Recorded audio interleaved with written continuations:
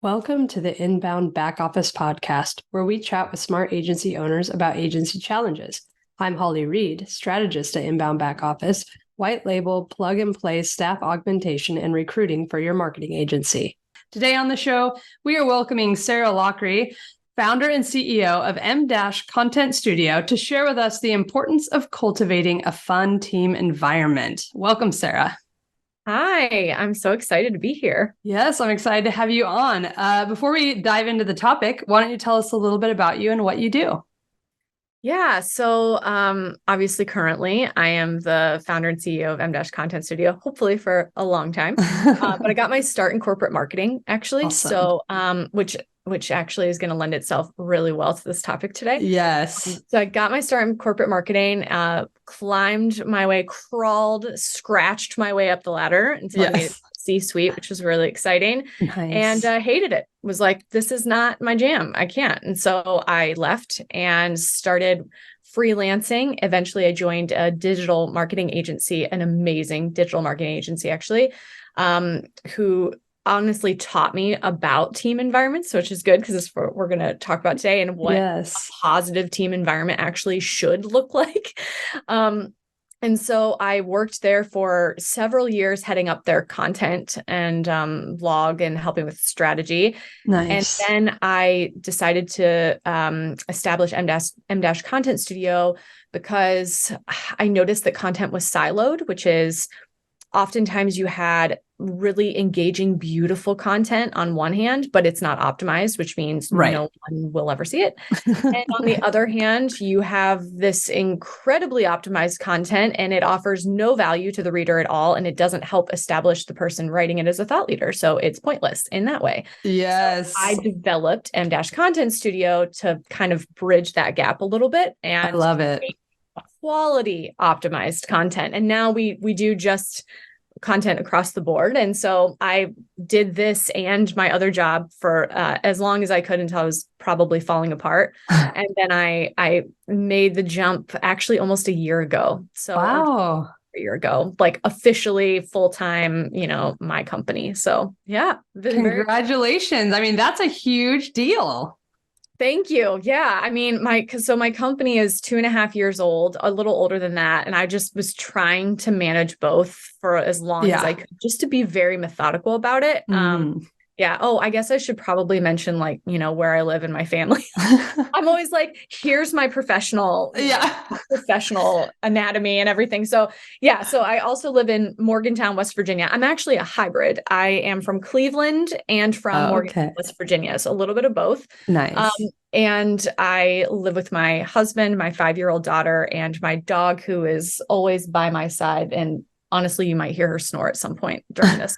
Totally fine. We have dog barks on here. We have my kids running through here. It's all good. We're just here being real. This is the post-COVID era of life. That's right. And honestly, in so many ways, I like it better. Yeah, me too. Everyone's more relaxed. That's right. Which feeds into the fun team environment, right? Like, how have you kind of seen this evolve? Because you've been in so many different environments, from corporate to then an agency, and now you're like out on your own. Like, what have you kind of experienced in all three? Ooh, yeah. So maybe we'll go in order from the beginning, which is corporate. Let's do it. So, and even before corporate, I started in retail, which is like a whole nother Same. Yes. It's like a whole vibe. Like, it is. It is a vibe. Your family. And I think in a lot of ways too, every type of like work environment that you're in, most of the time they become somewhat like family because you're seeing them so often. I mean, it just happens. Sometimes you see them more than your family. Yes, many times. Yes, that's so true. So in corporate, in my experience, and it's actually something I was going to write an op-ed about soon. It was just a very toxic environment. And by that, I mean, instead of, have you ever seen Game of Thrones or Big Brother or any Big Brother? Yes. I have never seen Game of Thrones, but Big Brother, I am a fan. I would describe, okay, then you and I need to talk about that separately. Okay. That's like the whole thing, right? Oh yeah.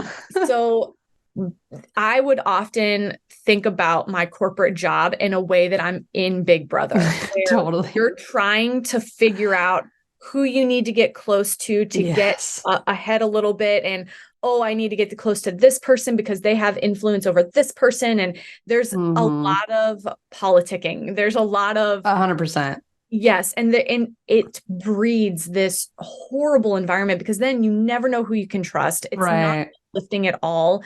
And I'll say this too, the corporate environment that I was in lacked diversity in a way that I can't describe. I mean, like there were no women in management at all. There were people of color, where were they? Nowhere. So so being in that environment at all, just in general, felt not good and toxic. But then on top of it, being a woman in that environment, you had to be very, very careful because you couldn't say certain things. People expected you to be in a supporting role, not in a management role. And if you were in a management role, you couldn't really talk to certain managers in a way because then you'd be too powerful. I mean, it was this it's such a fine line.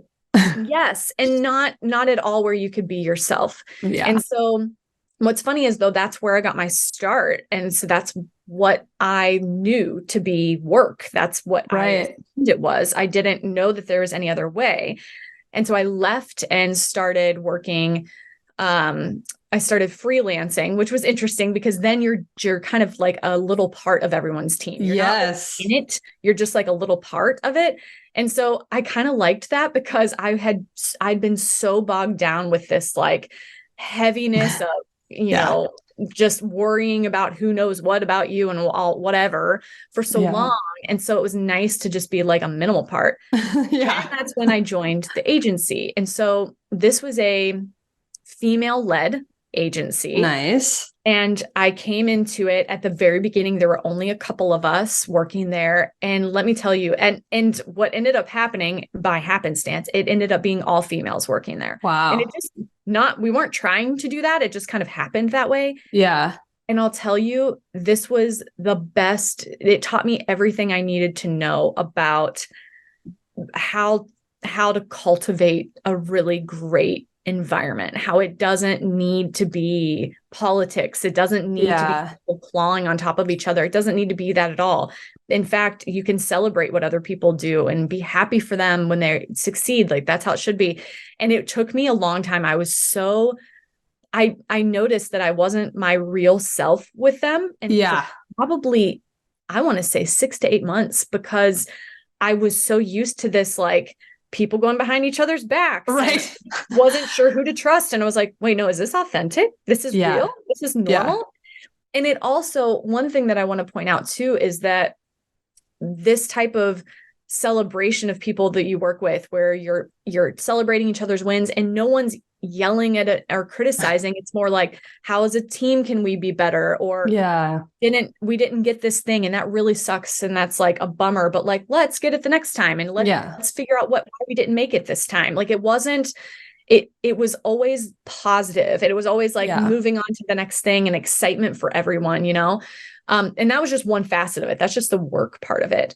The other facet of it is the play part, right? Yes. Where it doesn't have to be so intense all the time. Right. So I became a master of gifts and sharing that is awesome. Inappropriate information, probably making every HR person cringe. And once I got into my like being comfortable with them, I would wake up because I work a very random schedule. So I wake up at 4 a.m. every day and start my work, mainly because when I write, I do my best work and strategy at 4 a.m. The rest of the world sleeps. No, I'm the same. My best idea is 3 a.m. every time. And if I don't write it down, it's gone. Like, right. I'm like, I could write. Yeah. I always tell this anecdote, which is, I used to, a client of mine was a pharmaceutical data analytics. Oh my gosh. And I wrote articles for them in the morning because my brain couldn't comprehend anything past 8 o'clock for that. Yeah, 100%. Couldn't do it.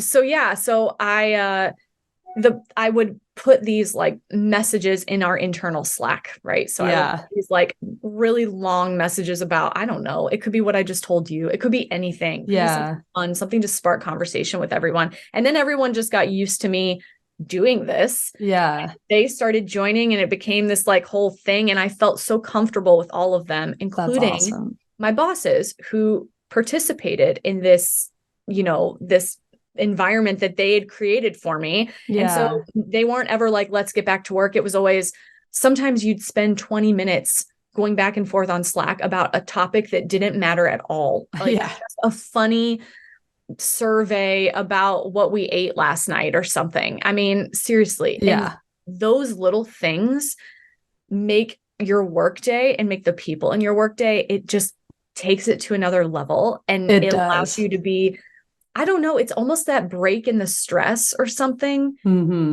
opens you up to be more creative in a way, Yes, or it totally does. Space and breath that you need to take to be like, okay, now I can get back to whatever this admin thing I was doing, Yeah. So I've taken that over to my team now, which is like, I'm being very open because throughout this whole process, I learned that I'd always had bosses. All of my bosses were intimidating to me. They weren't leaders. They just intimidated me. And I was like, why? And it's because it was set up that way. Right. They were intimidated by their bosses. Like it's just a cycle. Yeah. That's right. And so it wasn't empowering. It didn't make me want to work for them. It made me constantly seeking something else. And so I thought, I'm going to do the opposite. So now I try to be completely the opposite, which is I'll sometimes be the one bringing up inappropriate things. So half the time I'm the one talking in a meeting about nothing. And my team is like, can we talk about work? I'm like, oh, yes, of course. Like, we'll get back to that. Yeah. Get the job done. Yeah. Yeah. And it just, I think I want it to be a breath of fresh air. I don't want Sunday scaries, which is what this like term that I keep hearing. And I'm like, oh, that would be awful. And I used to that. And that's terrible, Yeah. I mean, you've brought up so many good points just along that journey. I want to highlight a couple of like, when you talked about the whole corporate environment and the stress that comes with that, it does shut your creativity down. Right. Yes. And it does make you look elsewhere, which then means your focus is not on your work. You don't really care that much. I mean, you can try to do your best, but in all reality, you're not going to give your best when you're constantly stressed out, worried about what other people are thinking, who you're supposed to be building relationship with. Like you can't even focus on your job because you're just trying to survive. It's like Survivor and Big Brother all at the same time. Yes. And I was in that environment in retail. And I actually had really good male managers. It was actually when I had a female one that it got a little like dicey. I was like, I prefer the men. They like me, but I have four brothers. So I think I was more comfortable. But it does become this like, oh my gosh, like, is it your neck or mine? And it's like this thing that happens. And when I got out of that, it was the same thing. I was like, I'm not doing this. Like, there's got to be a better way. I cannot climb the corporate ladder. This is not for me, Right.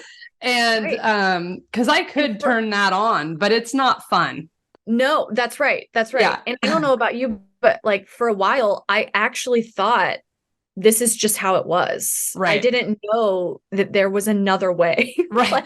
Like I thought every workplace operated, and I had no idea until I got to the agency I was at that it was not at all. And I'm like, oh my God, like it was such a huge difference in working. And again, like I said, it made me want to work. And when I left, when I gave my 2 weeks to go out on my own and do like a dream scenario, right? I think I gave them more than that. I probably gave them a month. I cried because I was like, just losing that environment. Like, I was just like, oh, I'm just so sad to leave. Yeah. And that's how it should be. It should be bummed. Like, taking this opportunity and it sucks that I'm leaving, whatever. That's how you want them to feel. Well, and what's great is I love that you had that kind of middle of the road before you went out on your own, right? Because otherwise it's like, the cycle repeats if you don't experience something different, right? And you did talk about too,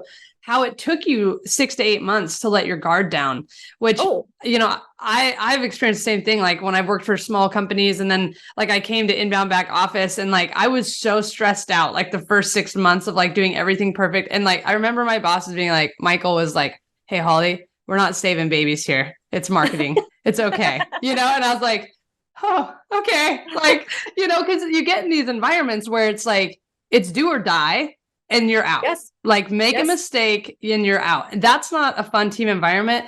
And it's not even just about the fun. You can't actually do your best work in that kind of stressful environment. Because let's be honest. And actually, this is what I tell clients too when they onboard. I say, when we're working, especially in marketing, when you're working like this and you're creating content and we're writing web copy for you. Yeah. This is a very personal, as much as people don't want to say it's personal, but when you're working with actual brand of someone that they are the brand. Yes. And I am now creating copy for them. It's very personal. And so it's an iterative process. So the ideas that we come up with are all our opinion and our ideas. And so you have to give that wiggle room a little bit where not especially in writing, oh my gosh, it's not always going to hit. It's just not always going to hit. And you can't look at yourself as a writer or as, at every time that happens and go, oh, I'm just terrible. I suck. Like, it's like, no, it's just, you had a different idea of how a piece was going to look compared to someone else. Yeah. It's okay. How many movie scripts are in the trash to get to the one that actually made it to the screen? That's exactly it. Yeah. You have to give yourself that room. And therefore you have to give your team that room to, throw ideas out there. They don't stick. That's okay. And, that's going to happen. And, that's a big thing too. I think one of the things that I learned as an agency owner versus not, because I still give my other bosses credit for almost everything I do because they taught me so much. Totally. And I completely understand too what the one thing I think that's surprising to me is how the shift to protecting my team that I've had to make, which is not what I was used to before, because I was just in the environment, right? Right. So they kind of were the ones leading it and, creating it for me. But now I'm the one. And so, and that's sometimes twofold. So both protecting them in a way of like from work, too much work, being overloaded, recognizing the signs of them. Burnout. Because in a startup environment, you're moving a million miles a minute. And it is so easy to have somebody in a role where all of a sudden they have 60 hours worth of work to do. Yeah. And, obviously you can't expect that of them. So, so protecting them in that way, kind of keeping a pulse on like making sure they're okay and checking it regularly. And it's funny, one of mine, he's worked with me now for 1.5 years. And I'm just now getting to a point where he's admitting when he's too, like, he was also afraid to say, like, and I knew he would be like overwhelmed. I'm like, I know you're overwhelmed. Just tell me. Like, I can help you. I want to help you, So I make it a point to really check in frequently and often. And I don't wait for them to come to me with it. I'm like, that's really good. Is this too much? I need you to know, like, I need you to tell me so that I can clear your schedule because you'll lose people if you don't. Well, and people are afraid to say that it's too much because like for me, it looks like they're not doing their job, which is ridiculous. It's not good. And like for me, and it's good to know too how your team operates, right? What motivates them. I love opportunities. So if someone gives me an opportunity, it means a ton to me. And I don't want to let that person down.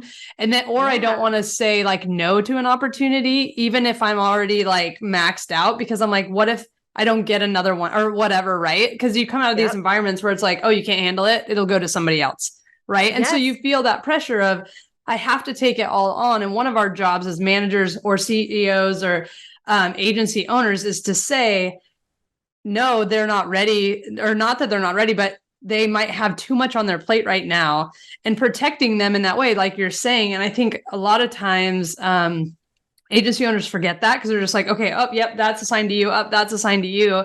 But our job is to really make sure that the flow of client work is steady, but not overwhelming, and then expanding the team without it feeling threatening to the other team members. That's right. That's another interesting play is like expanding without making anyone feel like they didn't do good enough when you're in that process, which is, that's another stressful because listen, once you get good people. Yeah. I want to do everything I can not to lose them. Right. And to keep them, and right now I think the average is like 2-year. I think it's a 2-year turnaround at this point where most people are working 2 years and they move on. So I keep looking at it like, if I can keep someone for 2 years, like, okay, like this is great. But the other way of protecting them too, I think, is even protecting them from themselves. Yes. In that, like when they get harsh feedback or when a client is pushing back, almost saying coming in the middle of that and be like, listen, this client is saying this because of XYZ. Yeah. A thing for you to worry about. It's not like, don't stress. It's fine. It's not a big deal at the end of the day. I watched this funny TikTok and I do think it's so funny, which is, it's a guy that says, I think every meeting should start with us saying like, hey, just before we start this meeting and before we get all riled up, we are all going to die at some point. Like, that's happening. We're floating on this rock. We could all die right in the middle of anything. So like, let's keep that in mind when we prioritize what we're worried about today. Yeah. Such a good point. Like, it is though. It's okay to not, focus all of our time and be stressed out about it. Like one little thing that, is it a big deal that we accidentally sent the wrong link in an email to someone? Yeah. Oh my God. I know. There's so many corporate companies that I get emails from all the time. Yes. And I always think in my heart, I'm like, please let the boss of that poor intern or like entry level person or even manager, like laugh at the mistake, because like as a consumer, I think it's funny and it shows like a real side. Like, there is a real person behind here doing this, and I think so too. Yeah. And I've worked with agencies or other small businesses that they just get so mad if one typo or one, and it's like, come on, you guys, like, again, we're not saving babies here. We're not like building rockets, like, like this is not like life or death. And this is a part of what we're all doing. Like, yes, we want to do really high, excellent client work. Absolutely. Yes. Everybody agrees with that. But that doesn't mean mistakes aren't going to happen. And how do you learn? You don't learn from being perfect. You actually learn from failure. And that's right. If people really understood that, they would embrace failure and mistakes so much more, as long as people are learning from it and getting better, because that is where you learn. You can't learn if you're batting 1,000 all the time. That's right. You would never, then you wouldn't know what it's like to fail. You would be so confused. Yeah. What happens. Yeah. And in marketing, like, let's be honest, marketing is set up that you're going to fail. 100%. 100%. That's just what it is. That's the other thing too, is being able, I wanted to create, and I still strive, and I think I'm doing it. I don't know, to create an environment where people feel comfortable owning that. Yes. Because again, we go back to that corporate where, and often I hear this from other people that, are still in that environment, which is, hearing that something happens and no one will take accountability. And it's always about blaming somebody else for something. And part of it is, it's not a flaw in their character. It's fear. Yeah. That they're going to get in trouble and it's this big thing. And so I want to create a space with my people where when you mess up, just say like, hey, I'm so sorry. I messed up. It super sucks. I'm so sorry. And they do that. And there's not one time that's happened where I'm in like, well, because blah, blah, blah. It's always creates a completely different narrative then, because then I can be like, you did, but it's really like not a thing. Like, let's move on from it. It's like, okay, it's cool. Because by owning your mistake or by accepting accountability for something, you also as the boss understand that they know they've done it. So what else are you going to say that's going to? They already feel bad. They already are beating themselves up enough. Right. It's like, okay, yeah, you did do that. Thank you for taking ownership. That shows a lot of growth, strength, and character. What do you think we could have done different? And that becomes a learning opportunity. And that's an environment that people can thrive in. And that's an environment that becomes fun because you're not stressed out. You're not worried. And of course, like, you're always going to feel bad for making a mistake or messing something up or whatever, but then you get to learn how to talk to a client in a way maybe you didn't get to before because you have to clean that mess up, right? Or maybe a teammate or whatever, or with a boss. And then you get to learn a new skill. And there's so much growth there that I think like we can extend that 2-year mark of people staying with a company when they feel so championed. And as more opportunities come and agencies grow, I think if you have the right people that can scale with you, like that, then that becomes, you then are starting to develop your core team, and you took someone from maybe entry level, but because you created this environment that you're speaking on, they can grow and scale with the company. And that makes a very profitable business. Yes. Yes. And also, I think it's equally as important to piggyback off the last point, which is owning your mistakes as a boss and manager. Oh, 100%. Because so many times owners do not do that. And you're just cultivating a crappy environment. Yep. There are times, and I'll even own it, not with like a client mess up. I'll just own it internally when I'm like, yep, I was supposed to be setting this thing up for us to like meet twice a week or for us to do XYZ. Right now, I am failing so hard on doing a happy hour for my team. They're literally begging me to do it. And I'm like, yes, I will do that. And I keep not doing it. And I'm like, see, but I need to hold myself accountable too, so that we're all on equal plane. It is not a hierarchy. I don't do it where I'm up here. I don't want it to be ever looked at like that. We're all in it together. And we're trying to grow this thing together like that. It takes buy-in from everyone. But it really, as the leader of the company, that you have such a powerful role in when you own your mistakes or you let them hold you accountable, and you set that example of humility and ownership. Yes. That gives them permission to do that too. Because if the owner's asking that of the people, but they're not willing to be vulnerable and show their true colors and their vulnerabilities and mistakes, no one else is going to follow suit, because what they're going to see is, no, you're perfect. If I actually open up to you, then I like, whether or not you're actually perfect, that's the persona you're putting off. And that's unsafe. Like, I can't show you my vulnerabilities or I might get fired. But if you're setting that example, that invites them into that kind of environment and creates that culture in your agency. Yes, totally. And I think that's also why it's important when, in my opinion, when doing interviews and pulling people in, to include your entire team in the process. Yeah. Let them also talk to the people that you're interviewing, because you need to make sure that it's a cultural fit that works for everyone. For sure. Not just, me, that I'm like, oh, I need this filled immediately. That will help. Like, I always have everyone take 15 minutes off of their schedule for the day to do a quick call. Nice. To make sure that we're all happy with each other. Yeah. I love that. Oh my goodness, Sarah. I feel like I could talk to you all day about this. This is such a fun topic and you're such a fun person.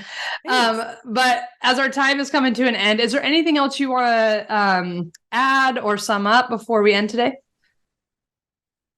I think for me, it just comes down to when you're creating, your team environment, just don't take it too seriously. Yeah. Like, give yourself room to have fun with your team still. Like, it's fun, throw out some little funny gifts throughout the day, respond to people. And, I told them the other day that I just downloaded a bunch of emojis that are ridiculous, like a cat on a Roomba. That's funny. Instead of the 100% sign, I did the 50% sign, because I think when someone turns in something, I give them like a 50%. That's hilarious. It's just like having fun. So if you're an agency owner out there and you're starting it out, like, have fun with it. That's the whole idea is, we're on a rock flying through space.